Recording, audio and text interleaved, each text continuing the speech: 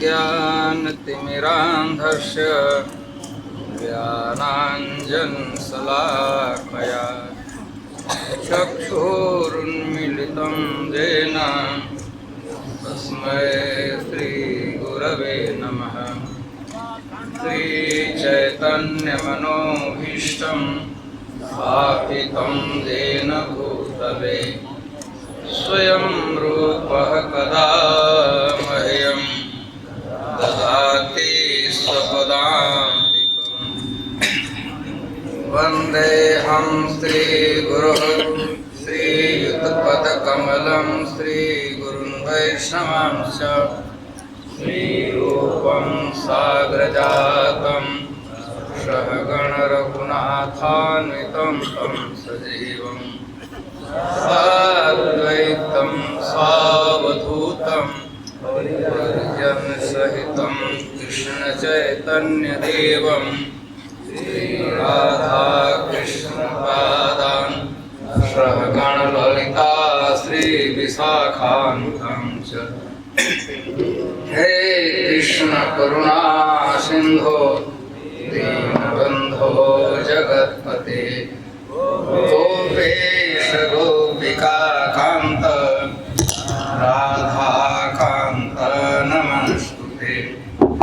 तप्त कांचन गौरांगी राधे वृंदावनेश्वरी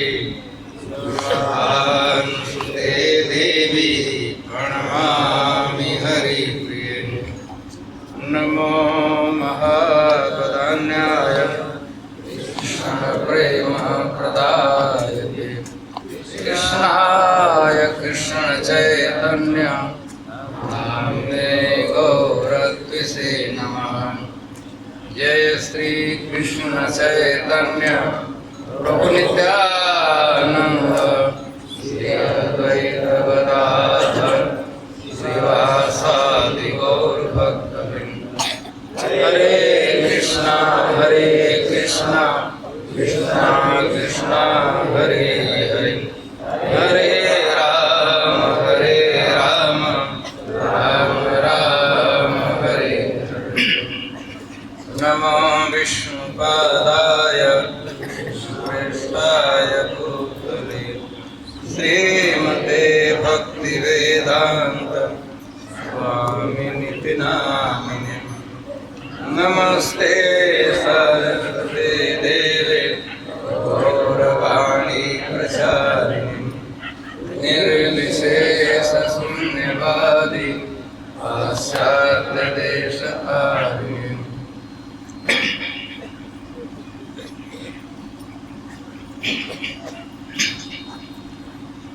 हरे कृष्ण। हम प्रारंभ करते हैं 84 कोस परिक्रमा से ही द्वादश लोगों की यात्रा होती है। आप लोग जानते हैं एक समय पृथ्वी माता पृथ्वी देवी बहुत त्रस्त हो गई थी। बहुत असुर लोग पृथ्वी पर बहुत उत्पात करते थे। पृथ्वी देवी अपना दुख व्यक्त करने के लिए, दुख निवारण के लिए ब्रह्मा जी के पास गई थी। ब्रह्मा जी से अपना दुख निवेदन किया। बहुत लोग पापी लोग राक्षस लोग अत्याचार कर रहे हैं मुझ पर। तो ब्रह्मा जी सुन लिए। ब्रह्मा जी को ऐसा लगा कि दुख दूर करने की क्षमता मुझ में नहीं है। पृथ्वी देवी को उन्होंने बताया कि देवी चलो हमारे साथ स्वयं भगवान से प्रार्थना करते हैं। स्वयं भगवान ही कृष्ण ही तुम्हारे दुख को दूर कर सकते हैं, मुझे क्षमता नहीं है। तो पृथ्वी देवी, ब्रह्मा जी और फिर सभी देवताओं को भी ब्रह्मा जी बुला लिए, सब एक साथ। तो क्षीर सागर के तट पर गए और प्रार्थना की भगवान से। भगवान ने उनकी प्रार्थना सुनी। भगवान आकाशवाणी से बोले, लेकिन उस वाणी को केवल ब्रह्मा जी सुन सके, अभी और देवता नहीं सुने। ब्रह्मा जी भगवान की वाणी को सुन लिया, आकाशवाणी को भगवान बोले थे। तो ब्रह्मा जी ने बताया कि आप लोग चिंता न करें, भगवान ने हमसे कहा है कि पृथ्वी का जो ज्वर है, दुख है, स्वयं भगवान को होता है। हम लोगों से निवेदन करने से पूर्व भी उनका निर्धारित कर लिए हैं को अवतार लेने वाले हैं। और भगवान ने अभी, ब्रह्मा जी ने बताया, भगवान ने हमसे अभी बताया है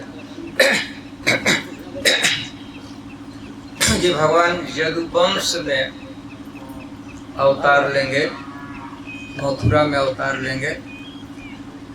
तो फिर ब्रह्मा जी ने देवताओं को यह भी कहा कि आप लोग सब देवता लोग भी ब्रज के क्षेत्र में मनुष्य रूप में जन्म लो, अवतार लो। इतना ही नहीं, भगवान की सेवा के लिए भगवान ने अवतार लेंगे कि उनकी सेवा के लिए सभी देवता, प्रमुख देवताओं को जन्म लेना चाहिए भगवान की सेवा के लिए। और ब्रह्मा जी ने अभी बताया कि आपकी जो स्त्रियां हैं, स्वर्ग की स्त्रियां, अप्सराएं हैं, उन लोगों को भी जन्म लेना है ब्रज में, क्योंकि स्वयं भगवान अवतार लेंगे तो उनकी लादनी शक्ति श्रीमती राधा रानी जी आएंगी। तो श्रीमती राधा रानी की सेवा के लिए स्वर्ग की स्त्रियों को भी जन्म लेना चाहिए यहाँ पर सेवा करने।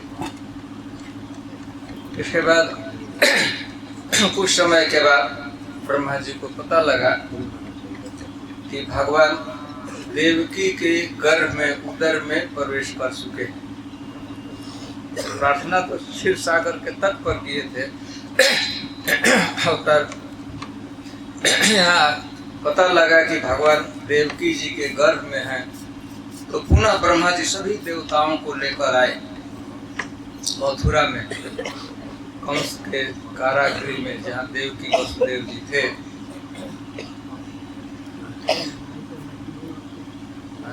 इसका तेज थोड़ा कर देंगे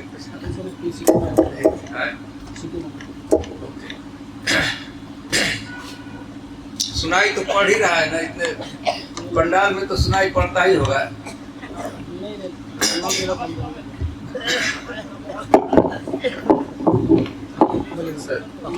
आपस में थोड़ा सा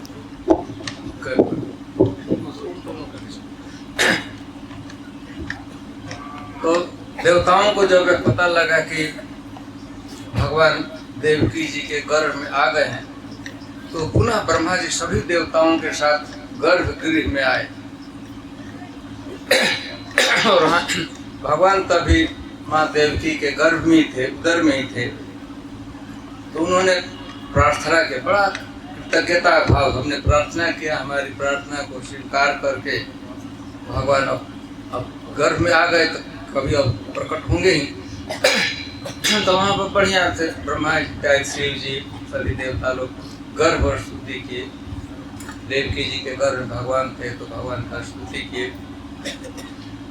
देवकी जी को सांत्वना दिए कि माँ चिंता मत करो, तुम्हारा दुख तुरंत ही दूर होने वाला है, क्योंकि तुम्हारे जो उदर में, तुम्हारे गर्भ में जो बच्चा है वो स्वयं भगवान है, कृष्ण है। तो सारे जगत की रक्षा करेंगे, तुम तो उनकी माँ हो, बात ही क्या है। यह प्रार्थना करने के बाद अब देवताओं को जाना था। देवताओं लोगों को पता लगा कि भगवान गर्भ में आ गए हैं, उनका यही अवतार होगा और उनकी जो लीला होगी यही ब्रज क्षेत्र में, द्वादश भवनों में भगवान लीला करेंगे। देवता लोग सब क्या हम लोगों को करना चाहिए। शिव जी थे, ब्रह्मा से, इंद्र थे, चंद्र, सभी देवता लोग थे।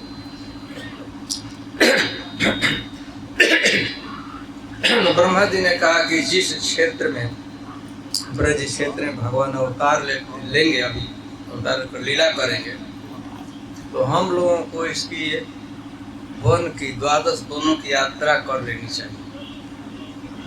तो सभी देवता, ब्रह्मा जी और शिव जी आगे आगे चल रहे थे और सभी देवता मिलकर भगवान के अवतार के पूर्व ही 84 कोस की यात्रा की थी।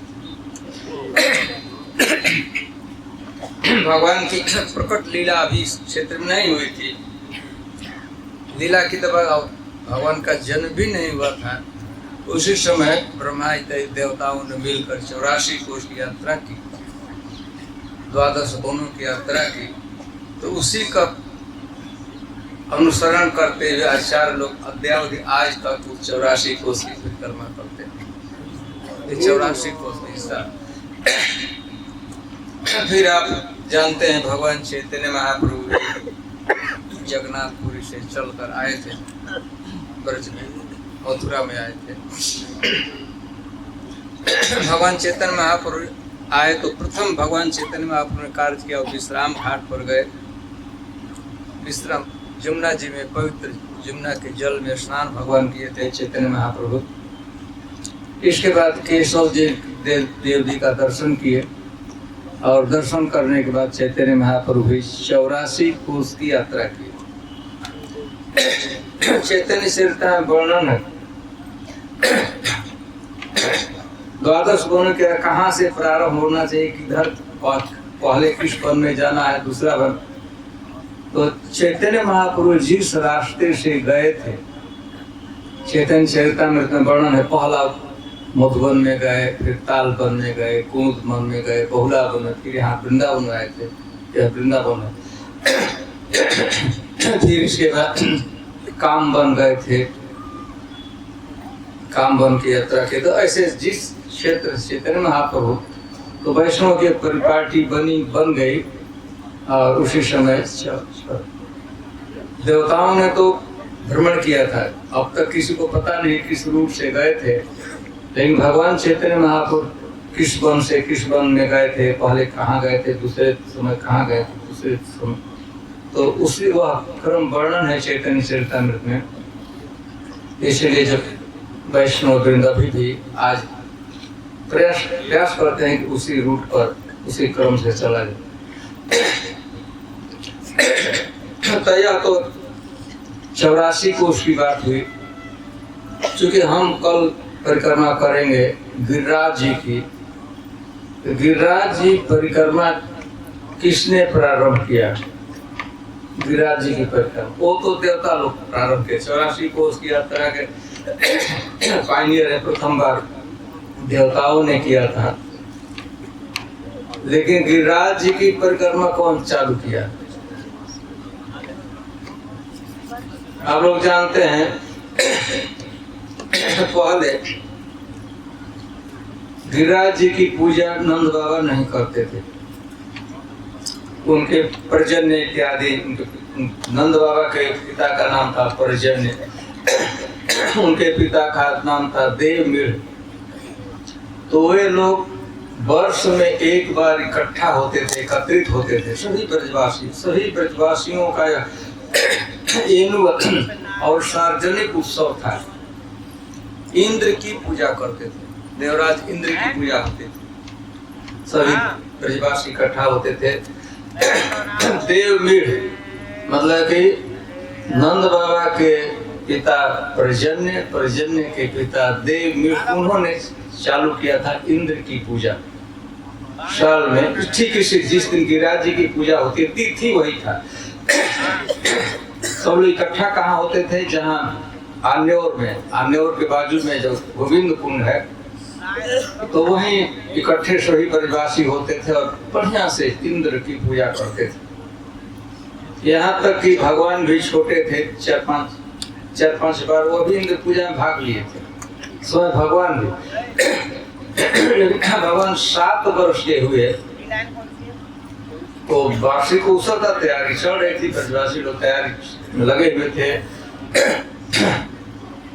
तो एक दिन भगवान नंद बाबा से पूछे कि पिताजी, आप लोग यज्ञ करने जा रहे हैं, इसमें आप किसकी पूजा करेंगे? पहले तो किसकी पूजा करेंगे? और यह पूजा विधि है कि वैदिक विधि है कि लौकिक विधि है? वेदों में इसका संपादन किया गया, वर्णन किया गया, उसके अनुसार करते हैं। कुल परंपरा से, परिवार परंपरा से कुछ चालू है, कैसे? पूछे कि तो नंद बाबा बताए कि हम लोग इंद्र की पूजा करते हैं, और उसे सपोर्ट में नंद बाबा ने बहुत बातें कही। तो भगवान उसी समय नंद बाबा से, ब्रजवासियों से कहे आग्रह था कि भगवान कहे कि पिताजी हम लोगों को सब कुछ देते हैं गिरिराज जी। हम लोग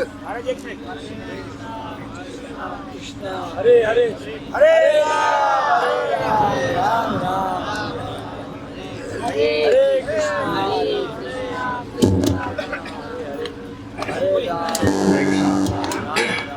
हरे कृष्ण हरे कृष्णा कृष्णा कृष्णा हरे हरे हरे राम राम। तो भगवान को है कि देखिए हम लोग वाले हैं, हमारी जीविका कैसे हम अर्न करते हैं गाय से, गाय के दूध से दही बनाते हैं, घी बनाते हैं, बेचते हैं, खाते हैं।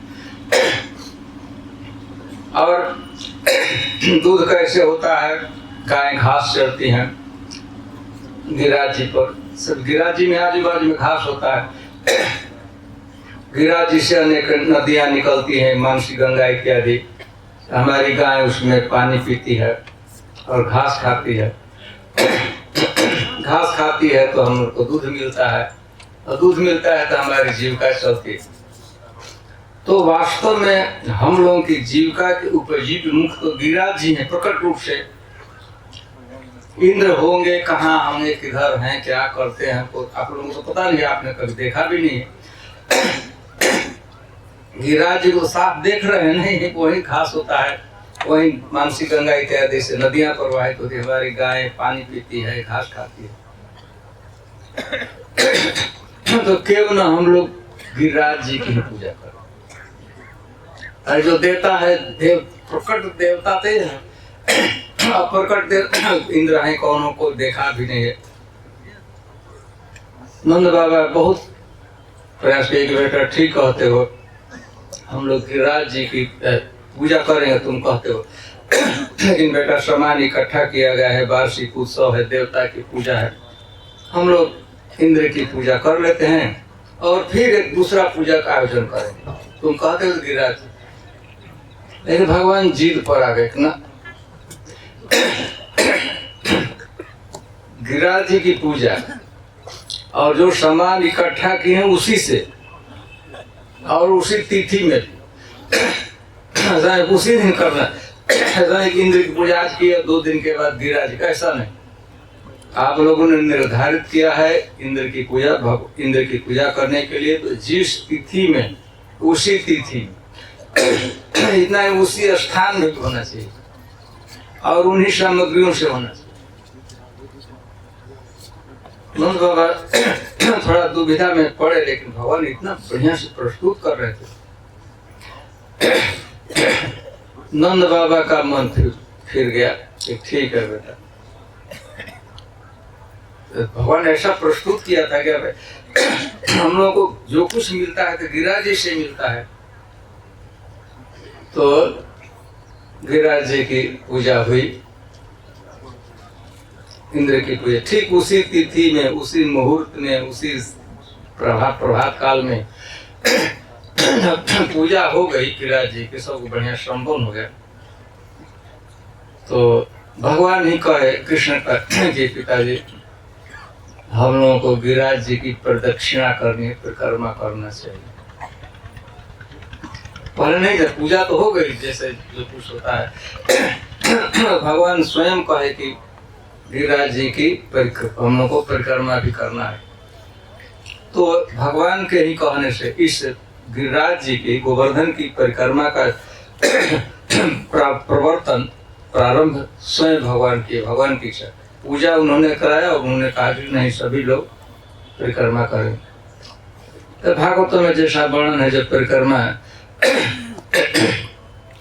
केवल आदमी ही नहीं, मनुष्य ही नहीं, भगवान कहे कि गाय उसों को हाँकते हैं। तो पहले परिक्रमा में जितने गाय, जो बकरी, भेड़, जो कुछ था उनके पास, जो पशु भी परिक्रमा किए, भगवान परिक्रमा किए, बलराम जी किए, माँ जशोदा की, रोहिणी जी भी थी, जितनी सखियों के आप राधा रानी, ललिता, विशाखा, चंद्र, श्यामा, सभ्या, चंद्रा, सभी लोग मिलकर। लेकिन भगवान ने एक छूट दिया था कि जो वृद्ध पैदल नहीं चल सकते हैं तो ये लोग बैलगाड़ी का प्रयोग करें। तो आप जानते हैं माँ यशोदा पैदल नहीं की, थोड़ा उम्र ज्यादा था, शरीर भी थोड़ा बड़ा था, तो लोग बड़ी जो वृद्ध स्त्रियां थी चाहे वृद्ध पुरुष थे उन लोगों को बैलगाड़ी पर, नंद बाबा पैदल नहीं चले, माँ यशोदा भी नहीं, तो लोग बैलगाड़ी पर। इसके साथ छोटे छोटे बच्चे थे, उनको भी थकावट होगी, पैर थक जाएगा, पैर में दर्द होगा, तो उन लोगों की तो बच्चों के ही कैटेगरी में कृष्ण बलराम भी आए, भगवान भी बैलगाड़ी पर। छोटा बच्चा 7 वर्ष का लड़का है, 7 को 14 को कैसे चलेगा? तो भगवान मानवीय लीला करते, मनुष्य की लीला करते, तो भगवान भी बैलगाड़ी पर बैठ गए, माँ यशोदा भी बैलगाड़ी पर, और भी जितनी वृद्ध स्त्रियां वृद्ध पुरुष लोग बैलगाड़ी पर बैठ गए। जो नवजुवक ले थे, नवजुवक स्त्रियां थी, वो लोग चलकर परिक्रमा। तो गिरिराज जी की परिक्रमा की परिपाटी को यह अनुमोदित है, अप्रूव उनके द्वारा परिवर्तन है स्वयं भगवान ही। तो उसी समय से वैष्णव चूंकि भगवान ही इसका परिवर्तन किया है, तो दोनों को अपना लिए। पूजा भगवान ने कराया था, तो पूजा गिरिराज जी की पूजा का प्रारंभ हो गया, और फिर उसी दिन से, जिस दिन पूजा हुई थी गिरिराज जी की, उसी दिन से भगवान ने गिरिराज जी की परिक्रमा करा, और अद्यावधि इसलिए भक्त लोग गिरिराज जी की परिक्रमा। गिरिराज जी होते प्रकट देवता, और नहीं सचमुच जो दिल से कोई प्रार्थना कर देता है तो गिरिराज जी उसकी पूर्ति कर ही देते हैं, चाहे भौतिक भी इच्छा हो। सचमुच कोई दिल से आर्त होकर गिरिराज से प्रार्थना करता है गिरिराज जी, तो गिरिराज जी उसकी पूर्ति करते हैं। ऐसे भक्ति तो देते ही हैं, जो भक्ति के लोगों सारा सुयोग देते हैं भगवान का प्रेम प्राप्त कर, लेकिन किसी कारण से किसी व्यक्ति की वह क्षमता योग्यता नहीं होती है, भौतिक चीजों में ही लगा रहता है, वही हमको चाहिए, तो गिरिराज जी कृपा करके वो भी दे देते। दिल से सचमुच हृदय से एक बार भी निकल गया कि गिरिराज जी हम लोग की हमारा काम कर दिए, तो गिरिराज जी कर देते हैं। हाँ, तो हम उन्हें गिरिराज जी की कल परिक्रमा करेंगे। ऐसे और भी बहुत चीजें गिरिराज जी के विषय में लोगों ने कहा है, बड़े बड़े आचार्यों ने कहा है, स्वयं गोपियों ने भी गिरिराज जी के विषय में कुछ कहा है, उसकी तो हम चर्चा कल करेंगे। लेकिन एक सामान्य कथा है कि दिव्य लोक से, गोलोक वृंदावन से, इसको हम लोग गोकुल वृंदावन कहते हैं। ब्रज 84 के इसका नाम गोकुल वृंदावन, और भगवान का नित्य धाम है जहाँ पर नित्य विहार चलता रहता है, उसको गोलोक वृंदावन कहा जाता है। गोलोक, तो गोलोक से गिरिराज जी इस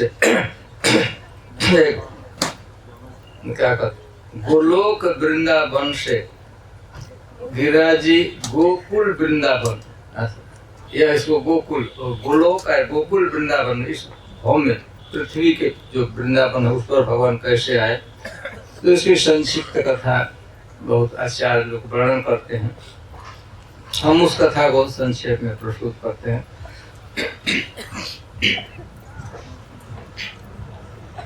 एक अन्य द्वीप है इधर नॉर्थ वेस्ट डायरेक्शन में, इधर पूरब है, इधर पश्चिम। तो पश्चिम दिशा में सुदूर बहुत दूर बहुत दूर एक द्वीप है, उसका नाम है शाल्मली द्वीप। शाल्मली द्वीप में बहुत सुंदर, बहुत विराट, बहुत महिमा में पर्वत है, उस पर्वत का नाम है द्रोण पर्वत। प्रत्येक जैसे भारतवर्ष है, तो भारतवर्ष में हिमालय बहुत ग्लोरियस पर्वत है, तो वैसे ही शाल्मली द्वीप में एक द्रोण नाम के बहुत पर्वत थे, बड़े पहाड़ थे, गिरी थे। तो उन्हीं को द्रोण पर्वत के पुत्र के रूप में गिरिराज जी का गोवर्धन का जन्म हुआ था। पहाड़ का पुत्र लड़का वो पहाड़ी होगा, मनुष्य का पुत्र मनुष्य होता है। गाय का पुत्र गाय अथवा बछड़ा होता है। पर्वत के पुत्र तो इनके द्रोण पर्वत के पुत्र के रूप में गिरिराज जी नाम रखते गोवर्धन। लड़के का नाम रख दिया था गोवर्धन, और इकलौता पुत्र था, दो नहीं थे। तो अपने हृदय अपने प्राणों से भी ज्यादा, अपने से भी ज्यादा प्रेम करते थे द्रोण पर्वत अपने पुत्र गोवर्धन को। बड़ा सुशील सौम्य लड़का था, पर्वत के रूप में था। बहुत आसक्ति थी, बहुत प्रेम था अपने पुत्र के प्रति।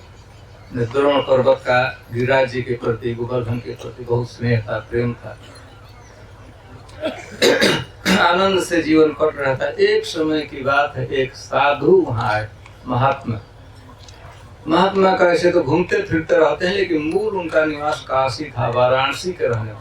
मुख्य उनका हेड क्वार्टर थे, जहाँ ज्यादा रहते थे, कुटी बनाकर बनारस में रहते।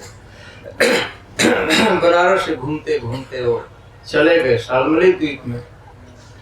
द्रोण के यहाँ गए तो द्रोण संतुष्ट साधु, बनारस काशी के साधु महात्मा का चरण हमारे घर में पड़ा, तो गदगद हो गए, बहुत प्रेम।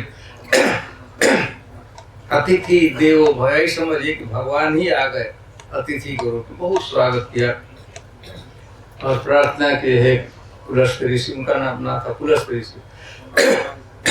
मेरा बहुत सौभाग्य हो, आप कुछ मांगिए, मैं आपकी क्या सेवा कर सकता हूँ। तो त्यागी महात्मा थे, हमको कुछ नहीं चाहिए। वो वहीं पर आ गए, कुछ दिन तो बढ़िया से भजन करते थे। द्रोण पर्वत के कहीं घाटियों पे गुफा में बैठ जाते थे, कहीं झरना वहां के नजदीक बैठकर भजन करते थे। महीनों बीत गया उनके यहाँ रहते थे। तो उसी भजन के क्रम में एक दिन गोवर्धन पर्वत के पास गए। गोवर्धन पर्वत गए तो वहां तो इतने सुंदर सुंदर पक्षी थे, वृक्ष थे, पवित्र लताएं थी, चारों तरफ सौरभ से सुगंध फैला हुआ था चारों तरफ, और उसमें से नदियां प्रवाहित हो रही थी, बने झरने गिर रहे थे।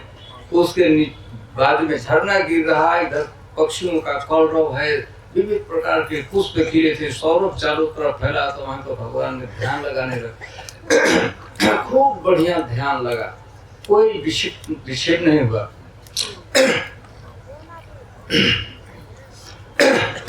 तो बहुत ये पर्वत, तो पर्वत से पूछे कि तुम कौन हो? तो गिरिराज जी गोवर्धन बताए कि मैं, आप जिसके अतिथि हैं द्रोण, वो हमारे पिता है, मैं उनका पुत्र हूँ। तो इतना सुंदर, समझिए सब कुछ सुंदर था, इतने बढ़िया पेड़ थे, विविध प्रकार के पवित्र पेड़ थे, लताएं, कृपर था, और विविध प्रकार के पक्षी। इसके बाद बहुत पवित्र पशु उसमें थे, नदियां। तो कहे गोवर्धन से कि बेटा तुम पर बैठने में बहुत अच्छा लग रहा है, चलो हमारे घर। वही बनारस मेरा घर, चलो हमारे घर, वहीं पर है ना। तुम्हारी गुफाओं में पर्वत श्रेणियों में पेड़ के नीचे भजन करूंगा। तो गिरिराज जी बताए कि तो बहुत अच्छी बात है आपके साथ रहने, लेकिन मैं पिताजी का आज्ञाकारी सेवक पुत्र हूँ, पिताजी से आज्ञा लेना होगा, उनसे कह दीजिए, वो कह देंगे तो मैं चलूंगा, अन्यथा मैं नहीं जाऊंगा। तो उन्होंने पूरा सर कोई बात नहीं। तो रोज रोज कहते थे क्या सर, जो कहिए मैं मांगूंगा, जो मांगिए मैं दूंगा, रोज कहते रहते थे। उनका कान फाड़ते थे, मैंने पूजा भी जाए तो क्या सेवा कर, मैं सेवा करना चाहता हूँ, कुछ मांग लीजिए, कुछ मांग लीजिए। अभी तक तो नहीं मान दे, याद आया तो रोज कहते हैं। शाम को लौटे तो द्रोण पर्वत से कहे कि आप रोज कुछ कहते हैं कि कुछ सेवा करना चाहते हैं, तो अरे बताइए, जो कहिए, प्राणों को दे सकता हूँ, सब कुछ दे सकता हूँ आपके लिए, के बिना जी नहीं सकता, एक तरह से मर ही जाऊंगा। उसको मांग रहे हैं, मतलब कि समझ लीजिए कि हमारा प्राण अंदर प्राण जीवन शक्ति को ले जा।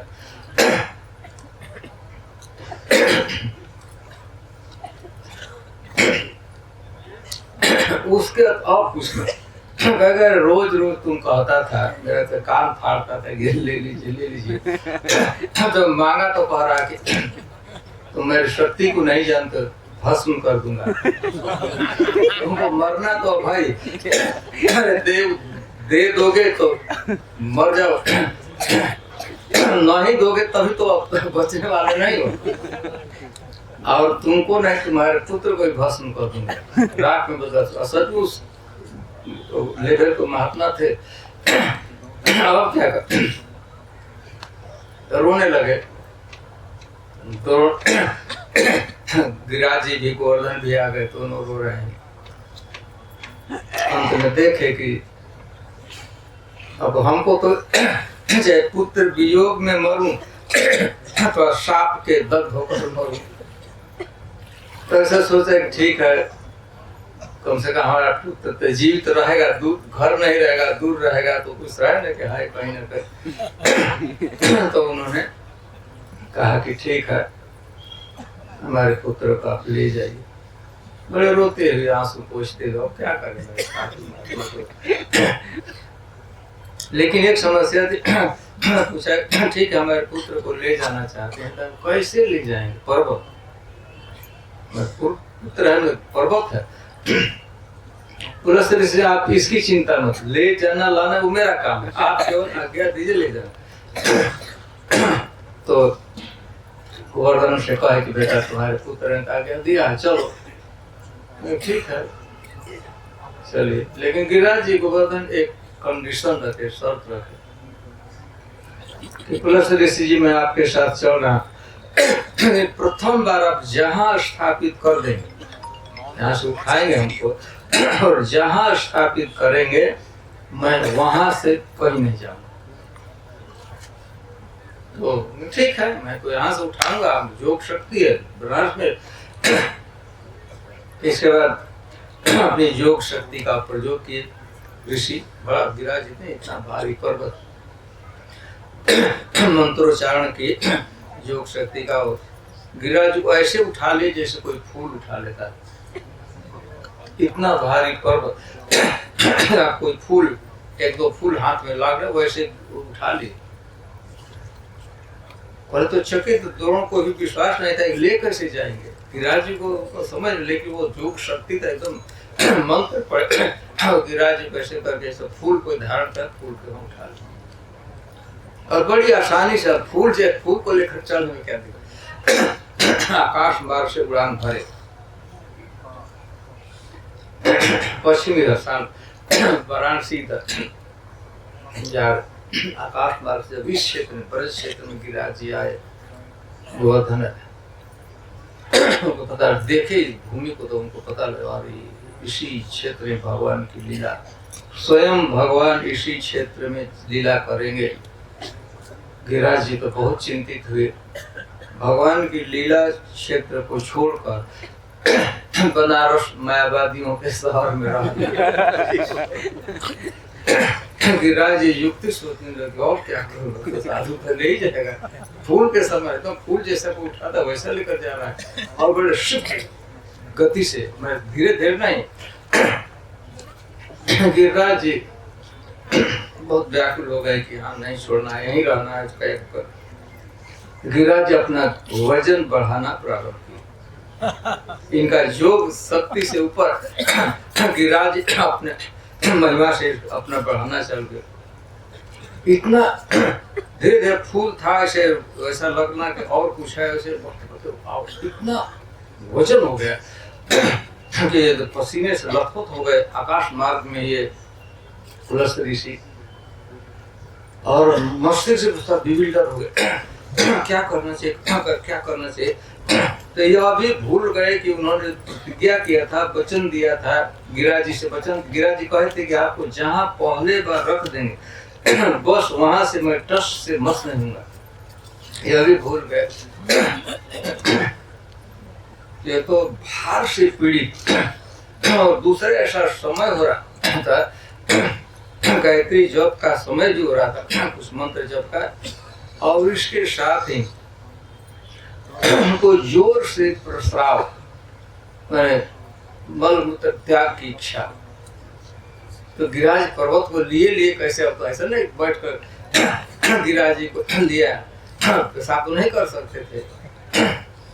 तो कोई तो आप लोग बाथरूम में तुलसी जी को बाहर रखते हैं ना, वो महात्मा इतना वैसे कैसे कर गिरिराज जी को टच करते ऐसे भूले थे, वहां पर रख दिए, रख कर जहाँ भी यहाँ पर जो सरोवर जो मिला उसका स्नान किए, आचमन किए, जो कुछ मंत्र जप करना था जप किए, और जप करने के बाद अपनी योग से मंत्र लगाए, जैसे वहां लगाए थे शाल्मली द्वीप में, तो सोचे थे लाया पैर लगा रहे हैं, बार बार मंत्र फेल हो जा रहा है, उठेंगे तो उनको क्रोध है, वो समझ गए, कहे कि गिरिराज गोवर्धन मैं तुमको वहां से लाया, यही मैंने मंत्र पढ़ता था, हमारे हथेली को फूट जैसा आ गया था, इस बार क्यों नहीं आ रहा? तो गिरिराज ने याद दिलाया कि महाराज आपको मैं वचन दिया था, आपने भी स्वीकार किया था कि जहाँ आप रख देंगे वहां से मुझको कहीं नहीं जाना, आपने मुझको यहाँ रख दिया है, बस अब मैं से किसी प्रकार का वाद विवाद नहीं करना चाहता हूँ, किसी लफ्जी के लिए मैं ओपन नहीं हूँ, मैं यहाँ ही रहूंगा बस। तो ऋषि का तो सब इतना अम्बिशन था, ले जाना है वाराणसी में, तो नहीं अपना भोजन घटाओ, चलो हमारे साथ, तुम्हारे पिताजी ने हमको दिया है, वो कहा कि पिताजी ने दिया है ठीक है, मैं भी जाना ही चाहता हूँ, लेकिन आपने वचन दिया था जहाँ रखेंगे वहां से मैं कहीं नहीं जाऊंगा, मैं यहाँ से नहीं जाने वाला। तो हार गए, फिर भी उन्हें क्रोध है, श्राप दिया, ठीक है मेरी आज्ञा का पालन नहीं करो, मेरे साथ नहीं चलो तो मैं तुम्हें श्राप देता हूँ कि प्रत्येक दिन मास्टर सीड अथवा सेसमी सीड होता है, उतना प्रतिदिन चारों दिशाओं से, सभी दिशाओं से तो सिंक करते जाओ, पृथ्वी में धंसते जाओ, ऊंचाई सब धंसे, चौड़ाई तो कम होता रह जाए। तो गिरिराज जी ने कहा ठीक है आपका श्राप स्वीकार है, लेकिन मैं इस क्षेत्र को ब्रज छोड़कर नहीं जा। तब से गिरिराज जी यहाँ है, तो प्रतिदिन गिरिराज जी एक मास्टर सीड के बराबर अथवा सेसमी सीड के बराबर सभी दिशाओं से होते हैं। तो गिरिराज तो बहुत कितना ऊंचा थे, कितना बड़ा थे, तो कल्पना प्रतिदिन वो घट रहे हैं, रेगुलर से घट रहे थे। लेकिन जिस दिन भगवान वृंदावन का परित्याग करके, ब्रज का परित्याग करके मथुरा चले तो वो बल्क रूप से, होलसेल रूप में गिरिराज एकदम सिंक हो गए। पर धीरे धीरे वो तो कर्म है, साफ तो है कि धीरे धीरे ऊपर से, लेकिन जिस दिन भगवान परित्याग कर चलेंगे, मथुरा चलेंगे, तो उसी दिन गिरिराज सीधे आ गए। तो वही गिरिराज जी हैं। तो गिरिराज जी उसी समय से, बाद में भगवान का अवतार हो, तो भगवान की लीला हुई, भगवान ने गिरिराज जी की पूजा भी प्रारंभ किया।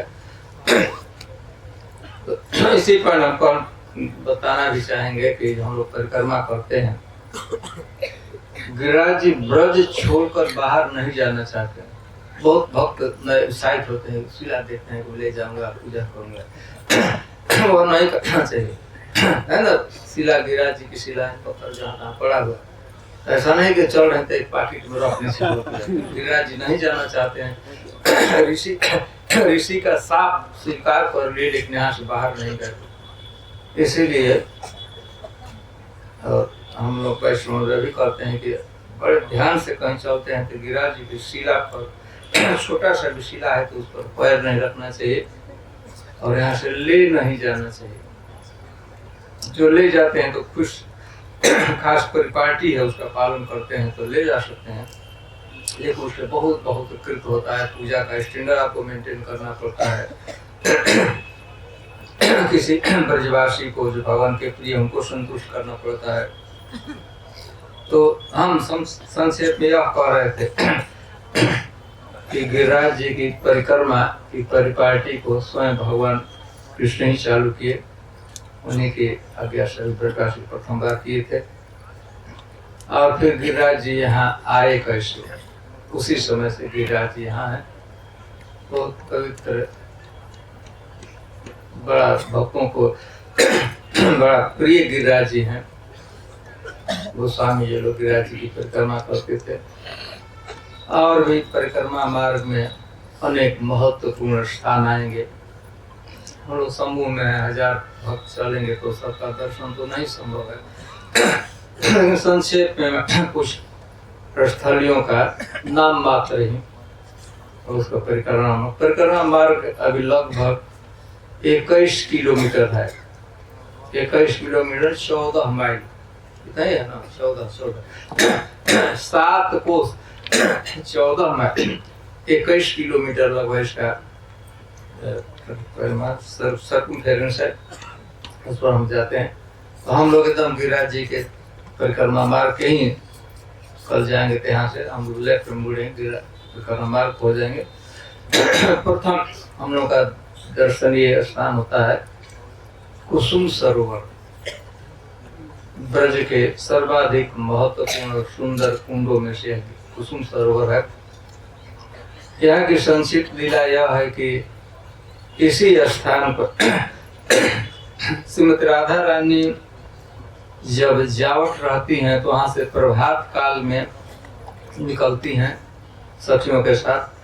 सूर्य कुंड यहाँ से 8 किलोमीटर 6 किलोमीटर इस दिशा में है सूर्य कुंड। गांव का नाम है भरना। वहाँ सूर्य भगवान का श्री विग्रह है। वहाँ श्रीमती राधा रानी आती हैं सूर्य देवता की। श्रीमती राधा रानी की कुल देवता हैं भगवान सूर्य। सूर्य की आराधना करती हैं। पूजा पाठ समाप्त हो जाता है तो आती हैं इस क्षेत्र में पुष्प चयन के लिए, भगवान के लिए फूल तैयार करना है। तो सभी सखियों के साथ यहाँ पर कुसुम सरोवर में, तो कुसुम सरोवर में पानी के फूल होते हैं, बहुत विविध प्रकार के कमल इत्यादि, और आजू बाजू में भी पुष्प होते हैं, फूल। तो वहां से सभी सखियां श्रीमती राधा रानी ललिता विशाखाएं मिलकर पुष्प चयन करती हैं। तो चूंकि वहाँ पुष्प की, फूल की बाहुल्यता थी, तो फूल के नाम से ही उसका नाम है कुसुम। कुसुम का अर्थ था फूल, फूल सरोवर। और वहीं बैठकर श्रीमती राधा रानी सभी सखियों के साथ मिलकर कृष्ण के लिए माला बनाती हैं। माला का नाम जानते हैं ना, वैजयंती माला। भगवान जो पहनते हैं उस माला का नाम बदलता है लेकिन नाम वही रहता है। माला एक पहना दिया, दूसरे दिन तो नाम वही रहेगा, वैजयंती माला। भगवान के गले में धारण कर घुटनों पर, घुटना तो यहाँ तक लटकता रहता है माला।